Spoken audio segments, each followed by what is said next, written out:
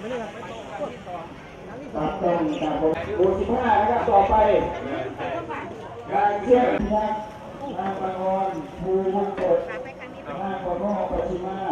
นางประตูปุยังนินางกระร้องด้วยสุขภาพต่อเลยนะโยมนายจะได้ภาพไม่ใช่หรอกนายสุพร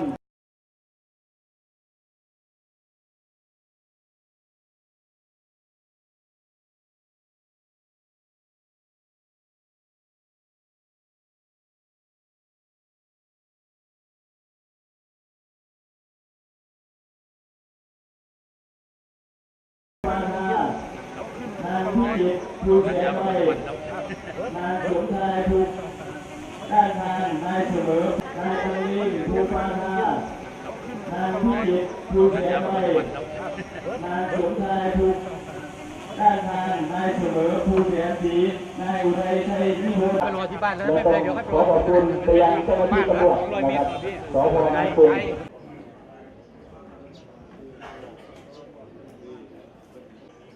พี่น้องที่ประสบภัยที่เคารพทุกท่านโรงเรียนบ้านเชียงสานี้นะครับท่านประธานสภาไม่ว่าจะเป็นทางเฟซทางไลน์ที่เห็นก็คือรอยยิ้มครับท่านปลดไปแล้วนะครับแต่นายกเทศมนตรีตำบลกับชาวบ้านของบ้านเชียงนาเขาเขียนเอาไว้ว่าเชียงนาที่เลี้ยงไข่มาด้วยยิ้มก็คือโม้นิดหนึ่งชุดที่กำลังที่บ้านใส่ผมเป็นผู้จัดการคณะปกครองที่กรมการปกครองเนี่ยก่อนออกไปเป็นรองผู้ว่าโคราชแล้ว13,468 คนเพราะนั้นโอกาสที่จะรวมท่านผู้ว่าราชการจังหวัดทราบเป็นเบื้องต้น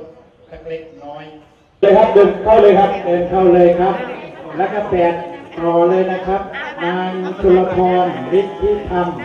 9นางตุ๊ภูเมนนาคนางสำรวยอุ่นฉิมนางละมุนภูนาเหนือภูนาสูงขวัญใจแสงธรรมใช่นะครับนายสมานบุญสอนบุญ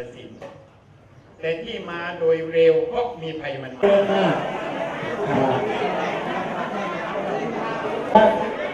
นายบุญมีการทำนายบุญเพ็งภูชัมนิภูปาทานางชวีวันภูหาเนี่ยเบื้องต้นนะครับก็องค์กรท้องถิ่นสามารถใช้เงินสำรองจ่ายนะครับหรือกรณีฉุกเฉินได้เช่นซื้อวัสดุอุปกรณ์ตะปูสังกะสีกระเบื้องสิ่งที่ชำรุดเสียหายได้นะช่วยเหลือเบื้องต้นถ้าหากไม่เพียงพอก็สามารถร้องขอมาที่จังหวัดได้โดยปภ.เป็นฝ่ายเลขานะครับบ้านเรือนที่เสียหายทั้งหมดเนี่ยจะใช้งบประมาณในการช่วยเหลือทั้งหมด33,000 บาทนะครับแล้วก็ถ้าไม่ถึง 33,000 บาทก็เป็นไปตามข้อเท็จจริงนะครับขออนุญาตนำเรียน